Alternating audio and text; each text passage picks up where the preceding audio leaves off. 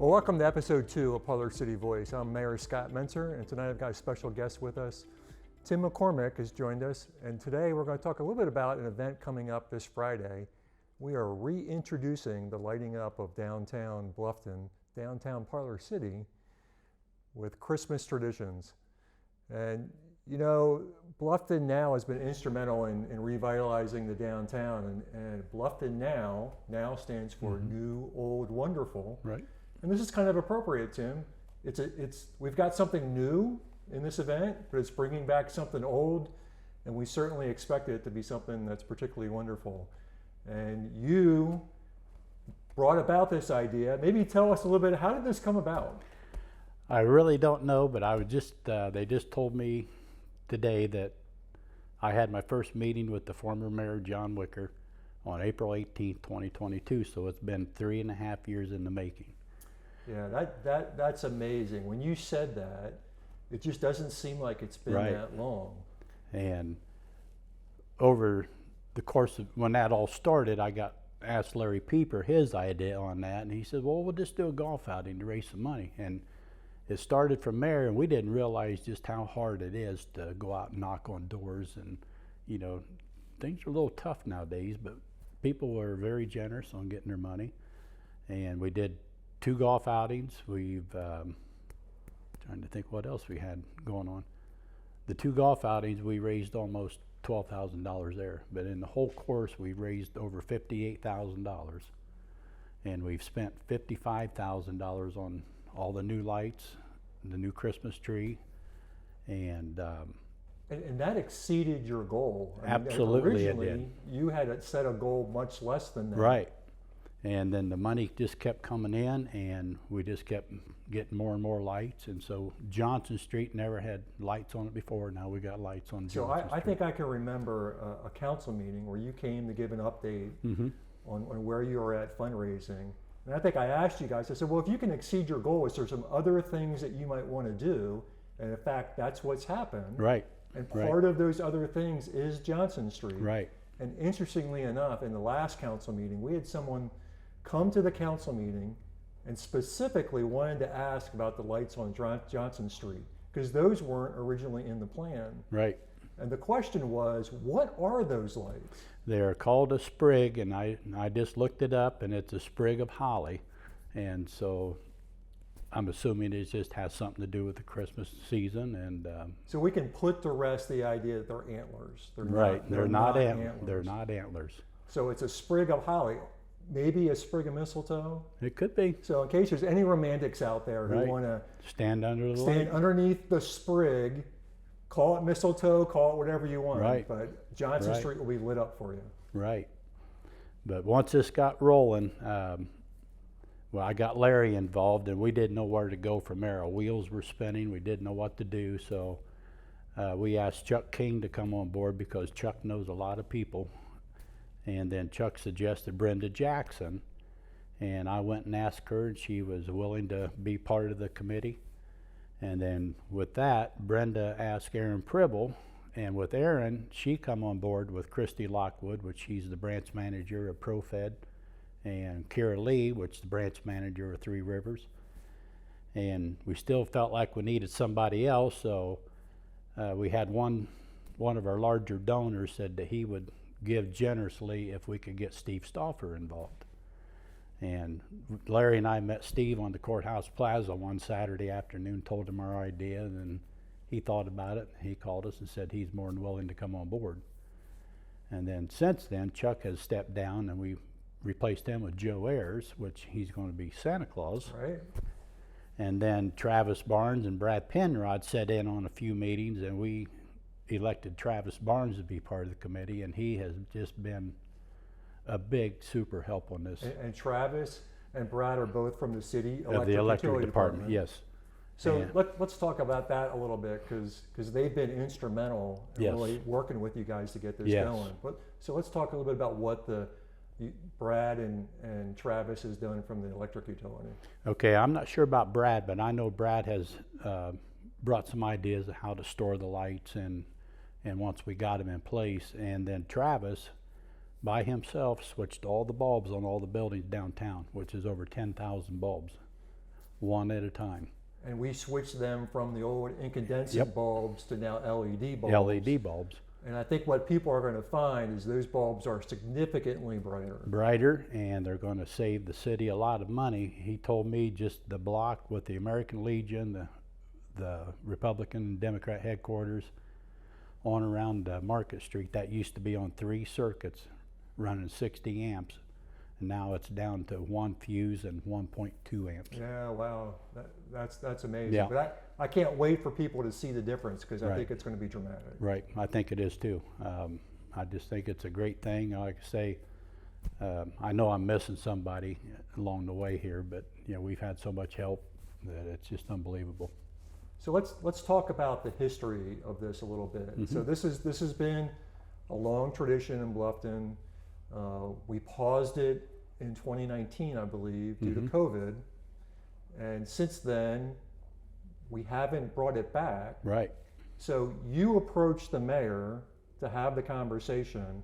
So sort of take us from that moment in time, and what should people expect this year versus previous years? Previous years, I think when Mayor Ted was, you know, I can remember him giving a speech, and I'm not sure what all happened, but you know, they'd do a countdown. Santa Claus would come in on the fire truck, and lights would come on, and that was pretty much it. Everybody went home. This year, we got a golf cart parade starting at 6, and that's going to last about 35 to 40 minutes. And then we got cookie decorating for the children, and we got the back room of the Legion where Santa Claus and Mrs. Claus is going to be reading stories and getting their wish list out. And I think we got a collaring contest going on there too. Okay. And so Brenda's going to give those to the Parks Department when they're done to put it in their Christmas. And I think some downtown businesses are going to Yes. be open and doing some Yes, things. so all the downtown businesses, Fraction, Broken Vessel, Hughes Bakery, Magnolia Grace down there, and all the bars downtown's offering drinks and for Christmassy drinks, special drinks. And So the parade's going to wrap up, and Santa gets to throw the switch. I'm a little jealous that I thought I might be able to get to throw the switch, but evidently Santa still ranks supreme. You talk to when it Santa. comes to the holidays. You talk to Santa, and he might let you help him flip that switch. But I was kind of hoping to do a Clark Griswold thing where I took an extension cord and plugged it in, but we're going to go a little safer route. We're actually Yep. going to throw a we're real going to throw switch. a real switch. Yep, absolutely. And then we've got Merry Christmas is going to get lit up. Merry Christmas will be lit up at the same time. It's on a separate switch, but you know, we couldn't get it all into one. Don't tell anybody that. It's all on one switch. As soon as Santa All throws on the one switch, switch. everything lights up. Yep. But like I say, when all this started, I think Brenda guided Larry and I to Mike Lotzenheiser to do a grant, and he got our grant filled out, and he went through the Wells County Foundation, and they granted us $15,000 to start. Yeah, so a big shout out to the A foundation. big shout out to the foundation, and we had 4 other major donors. I'm not going to say who they were because it's not. I don't think it would be fair to all the others that gave 50, 100. I mean, every penny counted. For sure. And so it used to be, we used to have a tree down in the courthouse that we decorated. Yep. That tree has since gone by the wayside. Yes, But a tree will be reappearing. Yes. Or actually has reappeared. it has already. reappeared, and we there again. Travis and Brad set that up, and out of the blue, Donna Anderson she was called to take an order, and she goes, "Well, I got you on the phone. Can I decorate the tree for you guys?" And yep, you can decorate it. So that's how the tree got decorated. So a little backstory here. So the old lights that we used to decorate the downtown, those were going into bad disrepair. Yes. And we're really having trouble trying to keep them alive, which is really what started the push, Right. correct? Right.